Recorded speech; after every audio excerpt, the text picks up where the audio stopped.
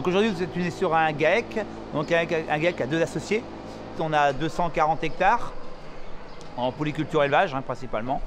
Et ensuite, on a 150 VL, vaches laitières, et avec toutes les suites. Donc ça, on tourne autour de 300-320 bovins en permanence. On avait des soucis d'élevage il y a 4 ans, suite à un regroupement de troupeaux. Avec un voisin, on s'est regroupé. Donc on a modifié notre bâtiment, on est passé à un bâtiment Logette Caillebotis. Donc avec ce bâtiment-là, des problèmes nouveaux sont apparus par rapport à l'air paillé. Donc on a essuyé beaucoup de soucis sur les bovins laitiers. Ensuite, on a essuyé beaucoup de problèmes sur les petits veaux. Donc on a eu un taux de mortalité qui est monté pratiquement à 50% sur les veaux. Lucas est arrivé en septembre et donc je lui ai expliqué un petit peu la situation. Il m'a dit écoute, il n'y a rien de grave, c'est juste des mauvais choix peut-être de logement, des choses comme ça qu'il faut régler. Donc on s'est mis à travailler principalement sur les veaux, dans un premier temps. Et donc l'efficacité a été rapide, parce qu'au bout de 5 mois, on a commencé à voir la différence.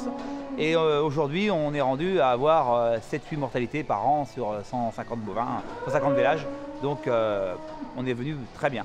Donc suite à ça, Lucas a regardé le bâtiment vache laitière, m'a dit il y a un très beau potentiel, par contre il y a plein d'aménagements à lui faire. Il faut que pour que les animaux soient bien, il faut aménager surtout le logement, voir plein de choses.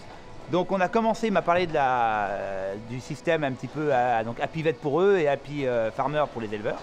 Donc il m'a expliqué un petit peu la démarche, donc c'est ce que je recherchais aussi suite à depuis tous ces problèmes. Parce qu'ayant un troupeau de 150 bovins, aujourd'hui on sent que quand on est toujours dans le curatif c'est épuisant, on a des pertes, c'est fatigant quand on est éleveur. Alors que quand on est dans la prévention, c'est complètement différent.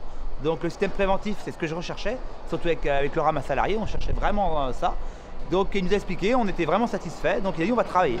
Donc on a commencé à regarder le logement donc, des animaux. On a mesuré les logettes, on s'est aperçu que les logettes n'étaient pas assez hautes.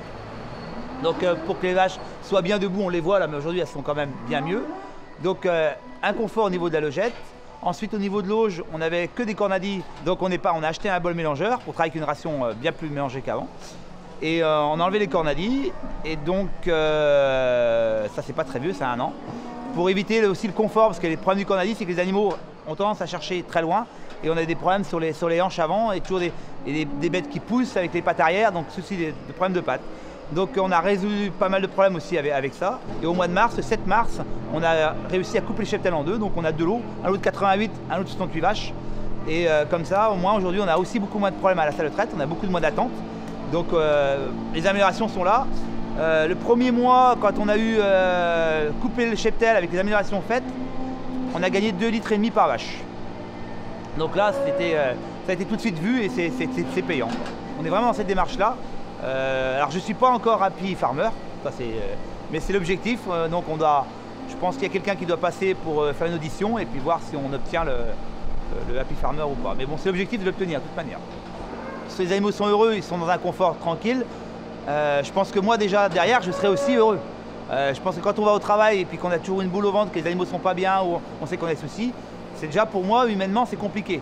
Là c'est vrai qu'aujourd'hui quand les animaux sont bien, on y va différemment. En plus il y a les salariés aussi. Donc quand ils viennent travailler, ils aiment travailler aussi dans le confort et puis dans la tranquillité.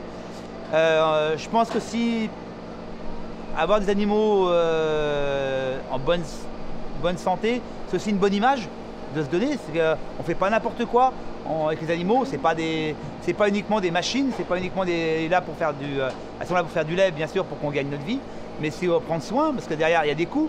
Donc il y a des coûts de vétérinaire, il y a des coûts il y a des coûts d'alimentation. Donc c'est aussi de maîtriser mes coûts de production. Si mes animaux sont bien, derrière il y a des économies à faire. Et puis je pense que l'animal il n'est pas là non plus pour moi personnellement j'aime bien je suis proche des animaux, j'adore mes animaux. Donc je suis là pour les rendre heureux, je ne suis pas là pour les maltraiter, c'est pas la maltraitance. Puis ce que j'aime bien aussi, j'ai pas peur d'ouvrir mon cheptel, mon élevage. Si quelqu'un veut le visiter, il peut venir à n'importe quel moment. J'ai aucune crainte, je peux faire visiter, expliquer pourquoi, qu'est-ce qu'on fait. Donc c'est une bonne image, me donner une bonne image et puis aussi j'ai confiance en ce que je fais. Aujourd'hui, c'est vrai que par rapport aux consommateurs, on se doit aussi une traçabilité importante. Donc expliquer pourquoi on fait ça. La traçabilité, je sais que chez moi je peux tout tracer, c'est pas un problème. Donc c'est aussi pour ça que j'aime bien que les animaux soient heureux. Et donc dans cette démarche, c'est bien aussi l'esprit, je trouve qu'il est très bien que le veto happy soit heureux, l'éleveur est heureux, et on fait la boucle, comme tout le monde est heureux.